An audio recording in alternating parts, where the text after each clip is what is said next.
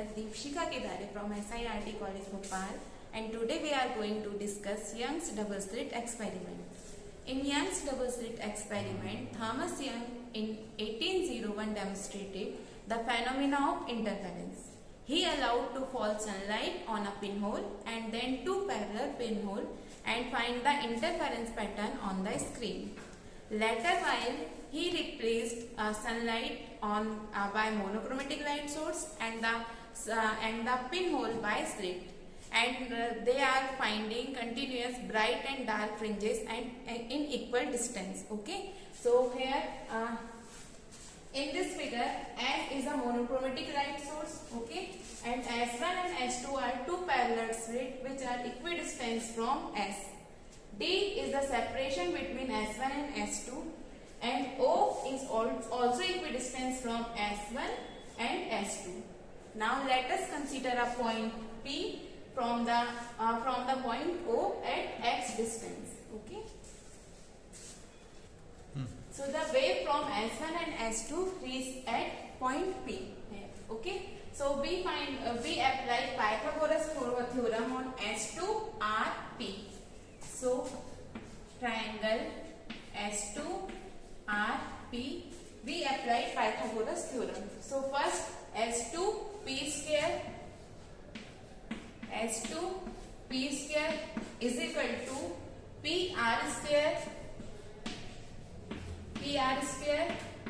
plus S2P square. Sorry, plus S2R square.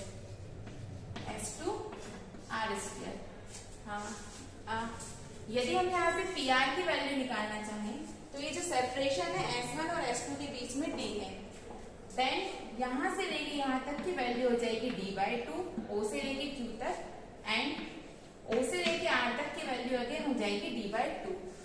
सो PR की value यदि हमको PR की वैल्यू फाइंड करनी है, ये पूरी वैल्यू हमारी x है प्लस D/2.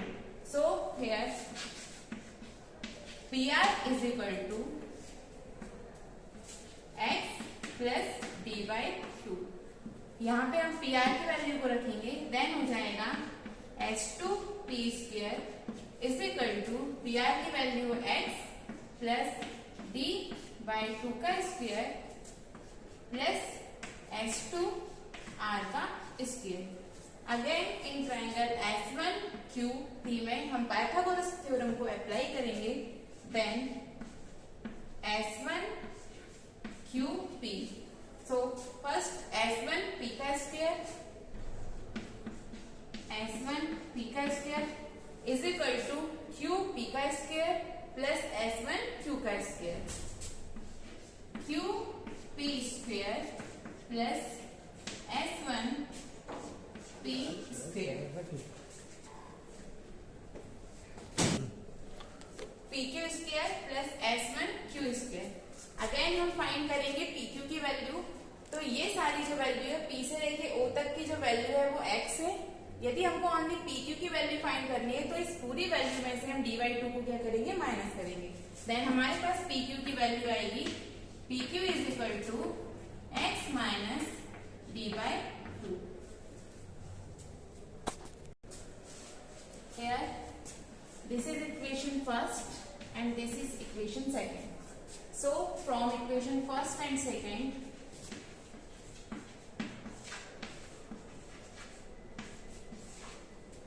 हम माइनस करेंगे इसको.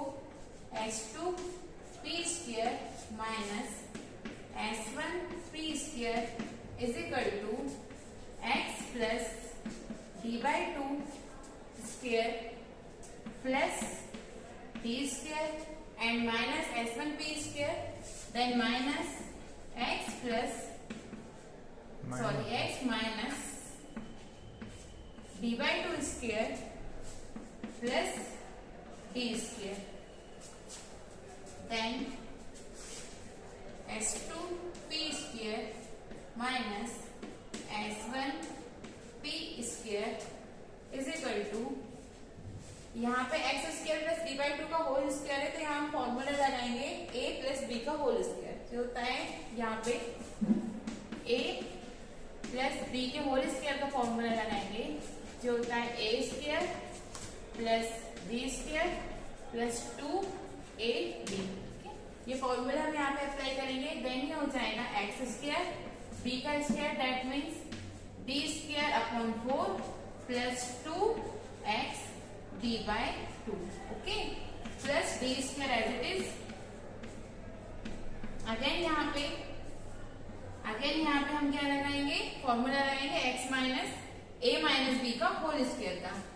देन ये हो जाएगा a square x square plus b square d square upon 4 minus 2a into b plus d square as it is. Now solve करेंगे इसको। h2p का होल स्क्वायर माइनस h1p का whole square is equal to x square plus d square upon 4 plus 2x d by 2। Minus का हम अंदर multiplication करेंगे। Then ये हो जाएगा minus x square minus d square upon 4 minus minus plus हो जाएगा यहाँ पे 2x डी बाई 2 एंड ये हो जाएगा चलो start plus d square minus का मल्टीप्लीकेशन होगा x square minus d square upon 4 plus 2x d by 2 minus d square.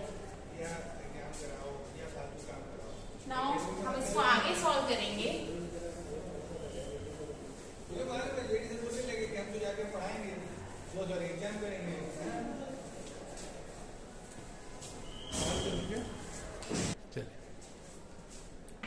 X square से एक्स स्क्वायर कैंसिल हो जाएगा, डी बाई 4 से डी बाई 4 कैंसिल हो जाएगा, डी स्क्वायर से d square cancel हो जाएगा। देन हमारे पास यहाँ बचेगा h2p square minus h1p square is equal to 4x d by 2 और 2xd। Now h2p is equal to h1p। चलिए यहाँ पे हम a square minus b square का फॉर्मूला अप्लाई करेंगे। देन ये हो जाएगा h2p minus h1p a minus b into a plus b is equal to 2xd and we need to find the path difference. So h2p minus h1p is equal to 2xd upon h2p plus h1p, but h2p is equivalent to h1p is equal to d। So इस equation में हम h2p और h1p की जगह d put करेंगे। Then हमारे पास path difference आएगा h2p minus h1p is equal to 2xd upon d plus d, और हम इसको लिख सकते हैं 2xd अपॉन 2d और xd अपॉन कैपिटल D। ये जो है हमारा पाथ डिफरेंस है। यदि हम यहाँ पे फेज डिफरेंस निकालना चाहें,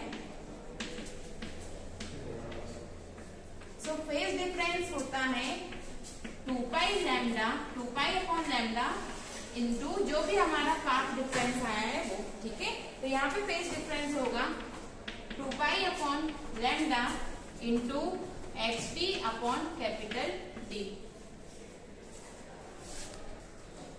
So here the path difference h2p minus h1p is equal to xd upon capital D। ठीक है, जब हमने इंटरफेरेंस पढ़ा था तब देखा था जो पाथ डिफरेंस होता है वो इंटीग्रल मल्टीपल होता है इसके एन लैम्डा की वेवलेंथ की। So del is equal to n lambda. ये हम बात कर रहे हैं फॉर ब्राइट फ्रिंज। ओके, तो ब्राइट फ्रिंज के लिए जो पाथ डिफरेंस होता है वो होता है del is equal to n lambda. हमने जो पाथ डिफरेंस निकाला है एक्स डी अपॉन डी, दोनों का हम कंपेयर करेंगे यहाँ पे। देन हो जाएगा x d upon d is equal to n lambda, and यहाँ से यदि हम इस एक्स की वैल्यू को फाइंड करना चाहें, एक्स इज इक्वल टू हो जाएगा n lambda d upon capital d. ये जो है हमारा x यहाँ पे हमको x की वैल्यू फाइंड करनी है। Then x is equal to यहाँ पे हो जाएगा n lambda into capital D upon small d। ये जो वैल्यू हमने यहाँ पे फाइंड की है ये वैल्यू है फ्रिंज विड्थ, ठीक है। दो कॉन्सिक्यूटिव डार्क फ्रिंज या दो कॉन्सिक्यूटिव ब्राइट फ्रिंज के बीच की जो डिस्टेंस होती है उसको हम डिफाइन करते हैं फ्रिंज विड्थ से। तो ये हमने निकाला नॉर्मल कंडीशन में। यदि हम x n नंबर की फ्रिंज निकालना चाहें, ठीक है, तो x n के लिए ये हो जाएगा n लैम्डा अपॉन d। हम n की value where n is equal to है 1 2 3, n की वैल्यू 1 2 3 रख के हम उस नंबर की फ्रिंज को यहाँ फाइंड कर सकते हैं। यदि हम यहाँ पे x की वैल्यू 1 रखेंगे तो x1 इज इक्वल टू इस फॉर्मूले में यदि हम 1 रखेंगे तो क्या हो जाएगा, n की value 1 then lambda d upon d। यदि यहाँ पे हम n की वैल्यू 2 रखेंगे देन हमारे पास होगा x2 is equal to 2 lambda d upon d। हमको यहाँ पे n के प्लेस पे 1 2 3 पुट करना है। अगेन यदि हम x की जगह 3 पुट करेंगे देन हो जाएगा 3 लैम्डा d अपॉन d। अब यदि हमको इनके बीच में दो कॉन्सिक्यूटिव जो भी हमारी फ्रिंजेस है x3 से x2 या x2 से x1 इनके बीच की यदि हमको डिस्टेंस निकालनी है तो हम देखेंगे x2 minus x1 is equal to x2 की वैल्यू ये है 2 lambda d upon d minus x1 की वैल्यू यहाँ पे है लैम्डा d अपॉन d। यदि हम इसको सॉल्व करेंगे तो इसकी वैल्यू आएगी 2 लैम्डा d में से लैम्डा d अपॉन d को माइनस करेंगे तो लैम्डा d अपॉन d। ये हमारा हुआ ब्राइट फ्रिंजेस के लिए। चलो हमने अभी डार्क फ्रिंजेस ब्राइट फ्रिंजेस के लिए किया था। अब हम पाथ डिफरेंस निकालेंगे for dark fringes. Dark fringe के लिए जो पाथ डिफरेंस होता है दैट इज इक्वल टू होता है 2n प्लस 1 लैम्डा बाई 2। तो ये जो हमारा पाथ डिफरेंस है इसको हम इस वाले पाथ डिफरेंस से कंपेयर करेंगे। Then xt upon d is equal to 2n plus 1 lambda by 2, okay. And again यहाँ पे हम फ्रिंज विड्थ निकालेंगे, x इज इक्वल टू हो जाएगा 2n प्लस 1 लैम्डा बाई 2, इसका क्रॉस मल्टीप्लीकेशन हो जाएगा देन ये d हो जाएगा अपॉन में d, ठीक है। तो ये जो हमारा फ्रिंज विड्थ है ये किसके लिए, हमारा डार्क फ्रिंज के लिए। अगर हम n नंबर की यदि फ्रिंज निकाले तो xn इज इक्वल टू हो जाएगा 2n plus 1 d lambda upon 2d, okay. अब यहाँ पे हम यहाँ पे n इज इक्वल टू 0 1 2 3, तो n की वैल्यू यदि इस इक्वेशन में हम 0 पुट करेंगे तो हम x0 को फाइंड करेंगे। यहाँ पे n की वैल्यू यदि 0 रखेंगे देन ये हो जाएगा x0 is equal to d lambda upon 2d, okay. अगर n की वैल्यू हम 1 यहाँ पे रखेंगे तो 2 1 सा 1 and 1 then x1 is equal to हो जाएगा हमारा 3d lambda upon 2d। Again x2 यदि हम लिखेंगे तो 2 2 सा 4 प्लस 1 5 देन हमारा हो जाएगा 5d lambda upon 2d। Again दो कॉन्सिक्यूटिव जो हमारी फ्रिंजेस है उसके बीच की हम डिस्टेंस निकालेंगे। x2 minus x1 is equal to 5d lambda upon 2d minus 3d lambda upon 2d। यदि हम इसका डिफरेंस देखें तो आएगा 2d लैम्डा अपॉन 2d, 2 से 2 कैंसिल हो जाएगा देन हमारा d लैम्डा अपॉन d। तो ये जब हमने ब्राइट फ्रिंजेस के लिए जो कॉन्सिक्यूटिव फ्रिंजेस है उसकी जो डिस्टेंस निकाला था उसके बीच में डिफरेंस निकाला था वो भी हमारा था d लैम्डा अपॉन d, और जो डार्क फ्रिंज के लिए निकाला है वो भी है d lambda upon d। That means दो कॉन्सिक्यूटिव ब्राइट फ्रिंजेस या दो कॉन्सिक्यूटिव डार्क फ्रिंजेस के बीच में जो फ्रिंज विड्थ होती है वो जो होती है सेम होती है।